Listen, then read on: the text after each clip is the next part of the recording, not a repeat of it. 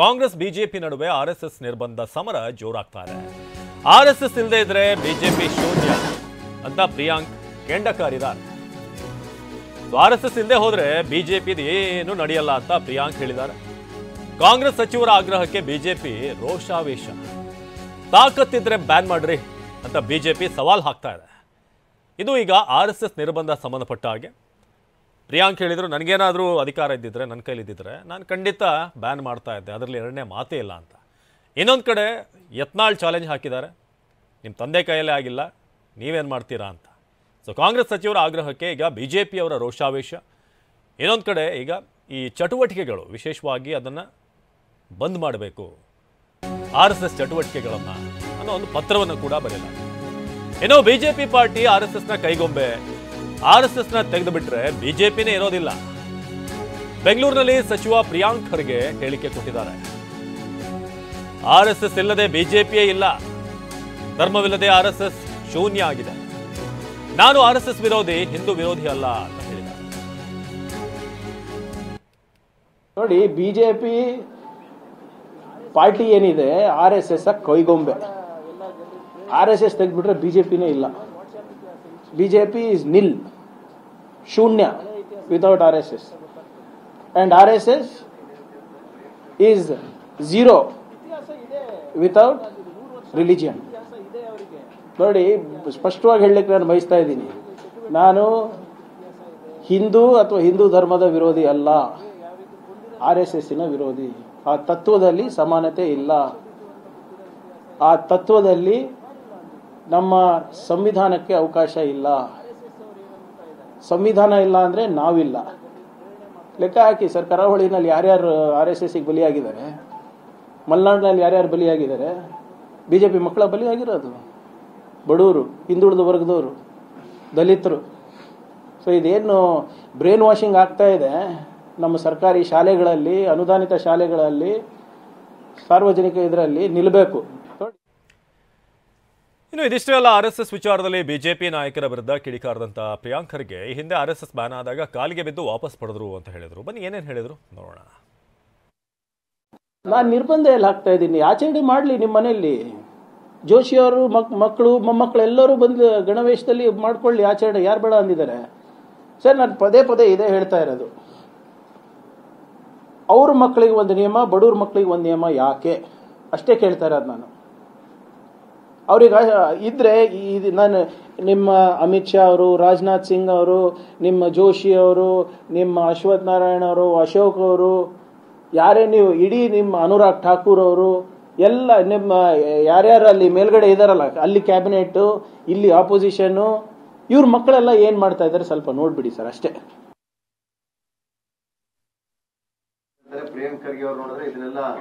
ಇತಿಹಾಸ ಇದೆ, ಯಾರಿಲ್ಲ ಅಂದಿದ್ದು. 100 ವರ್ಷ ಇತಿಹಾಸ ಇದೆ ಅವರಿಗೆ. ಸುಳ್ಳಿನ ಇತಿಹಾಸ ಇದೆ, ದೇಶ ವಿರೋಧಿ ಚಟುವಟಿಕೆ ಮಾಡುವಂತ ಇತಿಹಾಸ ಇದೆ, ಗಾಂಧೀಜಿ ಅವರ ಯಾವ ರೀತಿ ಕೊಂದಿರೋದು ಇತಿಹಾಸ ಇದೆ, ಸಮಾಜದಲ್ಲಿ ಕೋಮದ ವಿಷ ಬೀಜವನ್ನು ಬಿತ್ತಿರೋ ಇತಿಹಾಸ ಇದೆ, ಯಾರಿಲ್ಲ ಅಂದಿದ್ದು.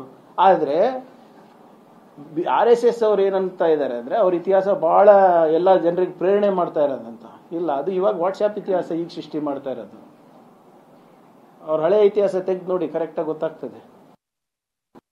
ನೋಡಿ, ಪಟೇಲ್ ಅವರು ಬ್ಯಾನ್ ಮಾಡಿದ್ರು. ನೀವು ಸ್ವಲ್ಪ ಇತಿಹಾಸದ ಪುಟವನ್ನ ತಿರುಗಿಸಿ ಓದಕ್ಕೆ ಹೇಳಿ ಆರ್ಎಸ್ಎಸ್ ಅವರಿಗೆ, ಬಂದು ಕೈಕಾಲು ಬಿದ್ದರು. We will follow the union government's diktat on the national flag, our allegiance will be to the national flag ಅಂದಿದ್ದಕ್ಕೆ ಅವ್ರ ಬ್ಯಾನ್ ಅನ್ನ ತೆಗೆದಿದ್ದು. ಪಟೇಲ್ ಅವರು ಈ ತತ್ವ ಎಷ್ಟು ವಿಷಕಾರಿಯಾಗಿದೆ ಅಂದ್ಬಿಟ್ಟು ಪತ್ರ ಬರೆದಿದ್ದಾರೆ ನೆಹರು ಅವರಿಗೆ ಆಸ್ ಅ ಹೋಮ್ ಮಿನಿಸ್ಟರ್. ಇವ್ರು ಯಾರು ಪಟೇಲ್ ಅವರಿಗೆ ಆಚರಣೆ ಮಾಡ್ತಾರಲ್ಲ ಬಿಜೆಪಿ ಅವರು, ದೊಡ್ಡ ಸ್ಟ್ಯಾಚ್ಯೂ ಕಟ್ಸಿದಾರಲ್ಲ, ಸ್ಟ್ಯಾಚ್ಯೂ ಆಫ್ ಯೂನಿಟಿ, ಅವರೇ ಹೇಳಿರೋದು ಇದು ಸರಿ ಇಲ್ಲ ಸಂಘಟನೆ ಅಂತ. ಆಮೇಲೆ ಕೈಕಾಲು ಬಂದು ಬಿದ್ದಾಗ ಇವರು ಓಕೆ ಅಂದಿದ್ರು. ಇವ್ರು ಇಷ್ಟೆಲ್ಲ ಮಾತಾಡ್ತಾರಲ್ಲ, ಇಂದಿರಾ ಗಾಂಧಿ ಅವ್ರ ಬಗ್ಗೆ ಎಮರ್ಜೆನ್ಸಿಗೆ ಸಪೋರ್ಟ್ ಮಾಡಿದ್ರಲ್ಲ ಇವರೆಲ್ಲ. ಇನ್ನು ಬೇರೆ ಸಂಘಟನೆಗಳು ದೊಣ್ಣೆ ಹಿಡ್ಕೊಂಡು ಹೋದ್ರೆ ನೀವು ಸುಮ್ಮನೆ ಇರ್ತೀರಾ ಅಂತ ಸಚಿವ ಪ್ರಿಯಾಂಕ್ ಖರ್ಗೆ ಕಿಡಿಕಾರಿದ್ರು. ಇದಕ್ಕೆ ತಿರುಗೇಟು ಕೊಟ್ಟಂತ ಪರಿಷತ್ ವಿರೋಧ ಪಕ್ಷದ ನಾಯಕ ಛಲವಾದಿ ನಾರಾಯಣಸ್ವಾಮಿ, ಉರಿ ಸ್ಟಾರ್ಟ್ ಆದ್ರೆ ಬರ್ನಲ್ ಹಾಕೊಳ್ಳಿ ಅಂದ್ರು. ಬೇರೆ ಬೇರೆ ಸಂಘಟನೆಗಳು ದೊಣ್ಣೆ ಇಟ್ಕೊಂಡು ಓಡಾಡಿದ್ರೆ ಒಪ್ತೀರಾ ನೀವು? ಬೇರೆ ಸಂಘಟನೆಗಳು ಪಥಸಂಚಲನ ಮಾಡುವಾಗ ದೊಣ್ಣೆ ಇಟ್ಕೊಂಡು ಓಡಾಡಿದ್ರೆ ಒಪ್ತಾರಾ? ಇಲ್ಲ, ಪ್ರಚೋದನೆಯಾಗಿ ಬಿಂಬಿಸ್ತಾರೆ ಎಲ್ಲರೂ. ದಲಿತ ಸಂಘಟನೆಗಳು ಇಟ್ಕೊಂಡು ಓಡಾಡಿದ್ರೆ ಒಪ್ತೀರಾ? ಹಿಂದುಳಿದ ವರ್ಗದ ಸಂಘಟನೆಗಳು ಇಟ್ಕೊಂಡು ಓಡಾಡಿದ್ರೆ ಒಪ್ತೀರಾ? ಇವ್ರೇನ್ರಿ ಸ್ಪೆಷಲ್ಲು? ಏನಕ್ಕೆ ಈ 100ರ ಸಂಭ್ರಮ ಇಡೀ ದೇಶಾದ್ಯಂತ ನಡೆಯತಕ್ಕಂಥ ಸಂದರ್ಭದಲ್ಲಿ ನಿನ್ನೆ ಬೆಂಗಳೂರಿನ ಹಲವು ಪ್ರದೇಶಗಳಲ್ಲಿ ಪಥಸಂಚಲನ ನಡೆದಿದೆ, 100 ಕಡೆಯಲ್ಲಿ ನಡೆದಿದೆ. ಭವಿಷ್ಯ ಅದು ನೋಡಿ ನಿಮಗೆ ಉರಿ ಪ್ರಾರಂಭ ಆಗಿರೋದು ಸಹಜ. ಅದಕ್ಕೆ ನೀವೇನಾದ್ರೂ ಹೇಳಿದ್ದಿದ್ರೆ ಬೇಕಾದ್ರೆ ನಮ್ಮ ಹುಡುಗರಿಗೆ ಹೇಳಿ ಬರ್ನಾಲ್ ಕಳಿಸ್ಬೋದಾಗಿತ್ತು. ಬರ್ನಾಲ್ ಹಾಕೊಂಡ್ರೆ ತಕ್ಷಣ ಉರಿ ಸ್ವಲ್ಪ ಕಡಿಮೆ ಆಗ್ಬೋದಿತ್ತು.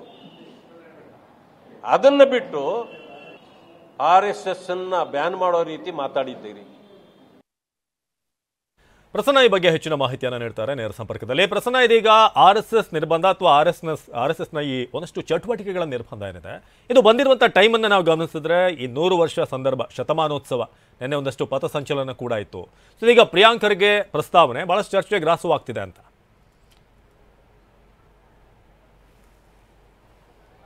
ಹೌದು ಅವಿನಾಶ್, ಇದೀಗ ಸಚಿವ ಪ್ರಿಯಾಂಕ್ ಖರ್ಗೆ ಅವರು ಮುಖ್ಯಮಂತ್ರಿಗಳಿಗೆ ಬರೆದಂತಹ ಪತ್ರ, ಅದರಲ್ಲಿ RSSನ ಚಟುವಟಿಕೆಗಳನ್ನ ಎಲ್ಲಾ ಸರ್ಕಾರಿ ಶಾಲೆಗಳಿರ್ಬೋದು, ಅನುದಾನಿತ ಶಾಲೆಗಳಿರ್ಬೋದು, ಅಥವಾ ಸರ್ಕಾರದ ಸ್ವಾಮ್ಯದ ಅಧೀನದಲ್ಲಿ ಇರುವಂತಹ ಎಲ್ಲಾ ಕ್ಯಾಂಪಸ್ಗಳಿಂದ ನಿರ್ಬಂಧಿಸಬೇಕು ಅಂತ ಹೇಳಿ ಒಂದು ಪತ್ರವನ್ನು ಬರೆದಿದ್ದಾರೆ.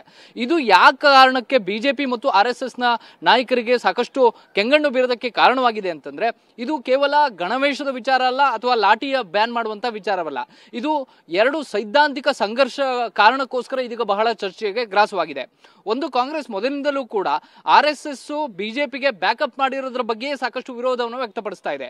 ಅಂದ್ರೆ ಬಿಜೆಪಿ RSS ಇಲ್ಲದೆಯೇ ಒಂದು ರಾಜಕೀಯ ಪಕ್ಷವಾಗಿ ಹೇಗೆ ಗಟ್ಟಿಯಾಗಿ ನಿಲ್ಲೋದಕ್ಕೆ ಸಾಧ್ಯ ಇಲ್ಲ ಅನ್ನುವಂಥದ್ದನ್ನ ಪದೇ ಪದೇ ಕಾಂಗ್ರೆಸ್ನ ನಾಯಕರು ಕ್ಲೇಮ್ ಮಾಡ್ಕೊಂಡೇ ಬಂದಿದ್ದಾರೆ.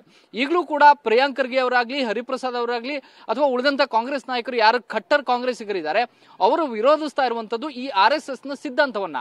ಇದೀಗ ಬಂದಿರುವಂತಹ ವಿಷಯ ಅದೇನೆ. ಇದೀಗ ಬಿಜೆಪಿ ಕೂಡ ಸಾಕಷ್ಟು ಟೀಕೆ ಟಿಪ್ಪಣಿಗಳನ್ನ ಮಾಡೋದಕ್ಕೆ ಅಥವಾ ಪ್ರಿಯಾಂಕ್ ಖರ್ಗೆ ಅವರ ಮೇಲೆ ಮುಗಿಬೀಳೋದಕ್ಕೆ ಇದೇ ಒಂದು ಕಾರಣ. ಬಿಜೆಪಿ ಒಂದು ರಾಜಕೀಯ ಪಕ್ಷ ಆದ್ರೂ ಕೂಡ ಅದರ ಥಿಂಕ್ ಟ್ಯಾಂಕ್ ಇರುವಂತದ್ದು ಅಥವಾ ಅದರ ಒಂದು ಬ್ರೇನ್ ಇರುವಂತದ್ದು RSSನ ಮೂಲಕ ಅನ್ನುವಂಥದ್ದು ಎಲ್ರಿಗೂ ಗೊತ್ತಿರುವಂತಹ ವಿಚಾರ. ಇದೀಗ RSSನ ಚಟುವಟಿಕೆಗಳನ್ನ ಬ್ಯಾನ್ ಮಾಡಿದ್ದೆ ಆದ್ರೆ, ಅಥವಾ ಅದಕ್ಕೆ ಒಂದು ರೀತಿಯ ಕಡಿವಾಣ ಹಾಕುವಂತ ಕೆಲಸವನ್ನ ಕಾಂಗ್ರೆಸ್ ಮಾಡಿದ್ದೆ ಆದ್ರೆ, ಒಂದು ಬಿಜೆಪಿಯ ಕೇಡರ್ಗೆ ಹೊಡೆತ ಬೀಳುತ್ತೆ ಅನ್ನುವಂತ ಆತಂಕವನ್ನ ಸಹಜವಾಗಿಯೇ ಬಿಜೆಪಿ ನಾಯಕರು ವ್ಯಕ್ತಪಡಿಸ್ತಾ ಇದ್ದಾರೆ. ಮತ್ತು RSS ಯಾವತ್ತೂ ಕೂಡ ಒಂದು ರಾಜಕೀಯ ಪಕ್ಷವಾಗಿ ಅದು ತನ್ನನ್ನ ತಾನು ತೋರಿಸ್ಕೊಂಡಿಲ್ಲ. ಯಾವತ್ತೂ ಕೂಡ ಒಂದು ರೀತಿಯ ಸಾಂಸ್ಕೃತಿಕ ಜೋಡಣೆಯ ಜೊತೆಗೆ, ಅಥವಾ ಯಾವುದೇ ಬಿಜೆಪಿ ನಾಯಕರಿರ್ಬೋದು, ಅದು ರಾಜಕೀಯವಾಗಿ ಅವರು ಏನೇ ಪ್ರತಿನಿಧಿತ್ವವನ್ನು ಹೊಂದಿದ್ರು ಕೂಡ ಅವರ ಸಾಂಸ್ಕೃತಿಕ ಬ್ಯಾಕಪ್ ಆಗಿ RSS ನಿಂತಿದೆ. ಇದೀಗ ಆ ವಿಚಾರದಲ್ಲಿ ಆ ಒಂದು ಸೈದ್ಧಾಂತಿಕ ವಿಚಾರವಾಗಿ ಇದೀಗ ಕಾಂಗ್ರೆಸ್ ಮತ್ತು ಬಿಜೆಪಿ ನಡುವೆ ಸಂಘರ್ಷಕ್ಕೆ ಕಾರಣವಾಗಿದೆ.